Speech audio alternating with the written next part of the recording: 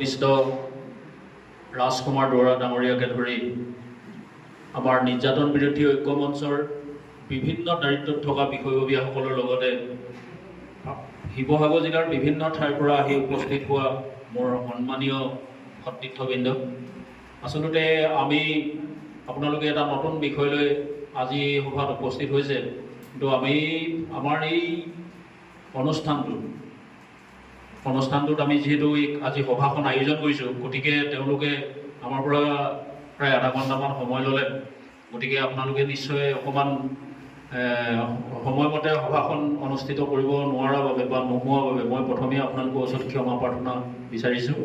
তো আপোনালোকে জানে যে আমাৰ আজি সভাপতিৰ কাৰ্যসূচী অনুসৰি, নিৰ্দেশ দিয়া কাৰ্যসূচী অনুসৰি আমাৰ প্ৰথম আজি কথাটো হ'ল কি, এতিয়া আমাৰ কাৰ্যসূচী অনুসৰি আমাৰ সভাৰ উদ্দেশ্য ব্যাখ্যা বুলি ক'লে আপোনালোকে অলপ হ'লেও নিশ্চয় গম পাইছে যে আমি নিৰ্যাতন বিৰোধী ঐক্য মঞ্চ বুলি এটা সংগঠন আমাৰ আজি 2008 চনতেই 25 এপ্ৰিল তাৰিখে আমাৰ জন্ম হৈছিলে।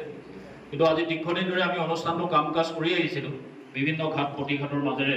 কিন্তু এতিয়া কথাটো হ'ল কি, আমাৰ প্ৰথম কথা হ'ল কি, নিৰ্যাতিতসকল বহু ধৰণৰ নিৰ্যাতিত আমাৰ সমাজখনত আছে। আমি ভাবোঁ যে কি আলফা চৰকাৰৰ এই সংঘাতটোত বিশেষকৈ চৰকাৰী বাহিনীৰ দ্বাৰা আমাৰ বহুবোৰ মানুহ হ'লেও বহুত ভয়াৱহভাৱে নিৰ্যাতিত হৈছে। কোনোবাই হয়তো বহুতবাৰ মাৰ ধৰ খাইছে সেনাবাহিনী। এটা সময়তো 90 দশকত আটাইতকৈ এটা বিভীষিকাৰ দিন আছিলে কি, কাৰেণ্টৰ হিট দিয়ে, কেম্পলৈ নি কাৰেণ্টৰ হিট দিয়ে, বাৰে বাৰে মাতি নি মানসিক শাৰীৰিক নিৰ্যাতন চলাই থাকে। তেওঁলোকে আপোনাৰ কেতিয়াবা এনেকুৱা হয় যে 10-15 দিনৰ অন্তৰে কেম্প বা আপোনাৰ থানাত গৈ উপস্থিত হ'ব লাগে। আৰু যেতিয়া সেই মানুহবিলাকে তেনেকুৱা ভুক্তভোগী হৈ থাকে, ঘৰখনৰ এটা কেনে পৰিৱেশ হয়, বা যেতিয়া কেম্পত আৰ্মি বা পুলিচে আহি মাতি থৈ যায়হি যে তোৰ মানে আমুকাক কেম্পলৈ যাবলৈ কবি, এনেকুৱা ধৰণে কোৱাৰ লগে লগে ঘৰখনলৈ এটা একদম ডাঙৰ অমানিশা নামি আহে। এইবোৰ কথা আমি বহুত ভুক্তভোগী হৈছোঁ।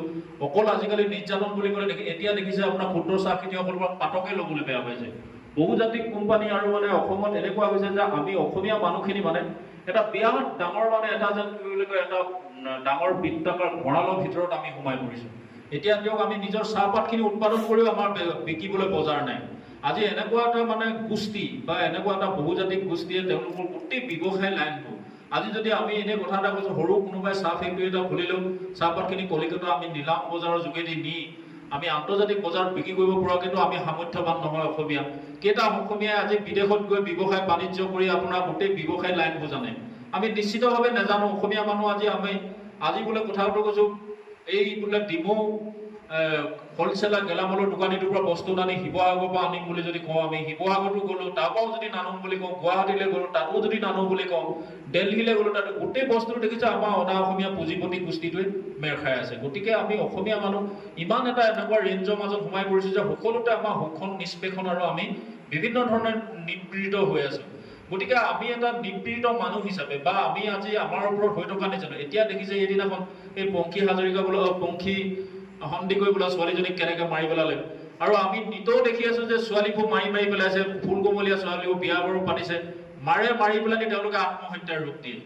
চাৰিওফালে নিৰ্যাতন আপুনি দেখিছে। এতিয়া পুলিচ প্ৰশাসনে এতিয়া পুলিচ ৰাজ কেনেকুৱা চলিছে। আমাৰ মানুহবিলাক কেতিয়াবা এই আপোনাৰ যেতিয়া যে লকডাউন হৈছিলে, লকডাউনৰ সময়তো কিমান পুলিচে মানুহ বাহিৰলৈ ওলাই অহা নামত মাৰ ধৰ কৰিছিলে।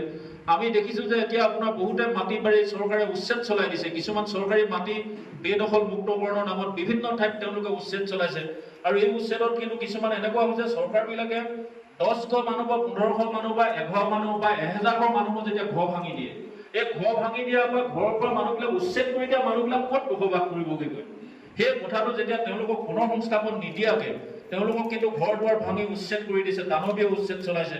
এই এনেকে উচ্ছেদ চলোৱা মানুহবোৰ আলৈ বিলৈ হৈ বসবাস কৰিছে, য'তে ত'তে আলিয়ে বলিয়ে থাকিবলগীয়া হৈছে কিছুমান। এইবিলাকো মোৰ অৰ্থত এটা বহল অৰ্থত নিৰ্যাতিত লোক। আৰু মই ভাবোঁ যে কি নিৰ্যাতনৰ আপোনালোকক ব্যাখ্যা দি শেষ নহ'ব, ইমান মানুহ ভয়াৱহভাৱে নিৰ্যাতিত হৈছে।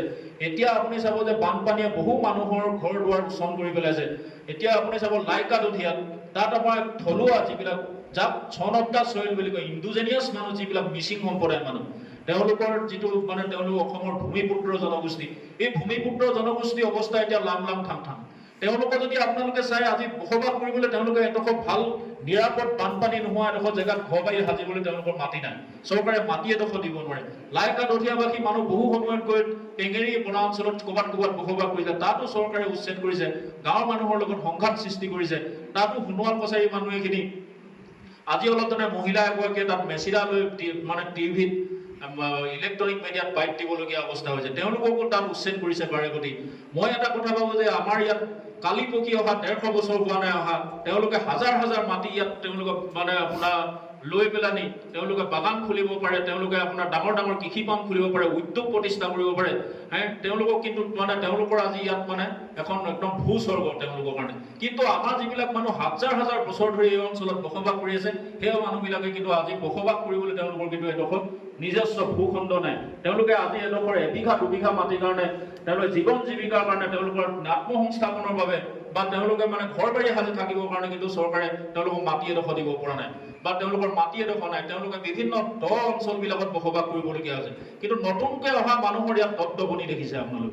গতিকে আমি বৃহৎ অৰ্থত বহুত ডাঙৰকৈ নিৰ্যাতিত হৈছোঁ। আৰু মই ভাবোঁ যে কি আজি চৰকাৰৰ যি মানে আইনৰ যি লেহেমীয়া গতি, আজি বহু ছোৱালী ফুলকুমলীয়া ছোৱালী বিয়া বাৰু সোমাইছে, কালি পখি মাৰি পেলাইছে, মাৰি আত্মহত্যাৰ ৰূপ দিছে। আইনৰ যি লেহেমীয়া প্ৰক্ৰিয়া, কেতিয়া ধান পোকে মানে টুনি মৰণৰ দৰে কেতিয়া সেইবোৰ বিচাৰ পামগে, কেতিয়া পৰিয়ালটোৱে বা আজি সমাজখনে আমি স্বস্তি নিশ্বাস পেলাবগৈ পাৰিম, তাৰ কোনো মানে নিৰ্দিষ্ট সময়সীমা নাই। এটা লেহেমীয়া প্ৰক্ৰিয়া দেশৰ আইন ব্যৱস্থা। গতিকে এইবোৰৰ পৰা আমাৰ দুখ লগা সেইবিলাক আছে। গতিকে আমাৰ এতিয়া প্ৰথম কথা হ'ল কি, মাউতে উঠিলে গুৰি পৰুৱাৰ মৰণ নাই। আমি সকলো মানুহে এতিয়া ঐক্যবদ্ধ, যিসকল নিৰ্যাতিত মানুহ, নিৰ্যাতিত হ'লেই নহয়, নিৰ্যাতিত বুলিয়ে নকওঁ, যিসকলে নিৰ্যাতন বিৰোধিতা কৰে, যিবিলাকে মানৱ অধিকাৰৰ কথা কয়, যিসকলে মানুহে মৰ্যাদা সহকাৰে জীয়াই থকা অধিকাৰৰ কথা ক'ব খোজে বা যিসকলে মৰ্যাদা সহকাৰে জীয়াই থকাৰ কাৰণে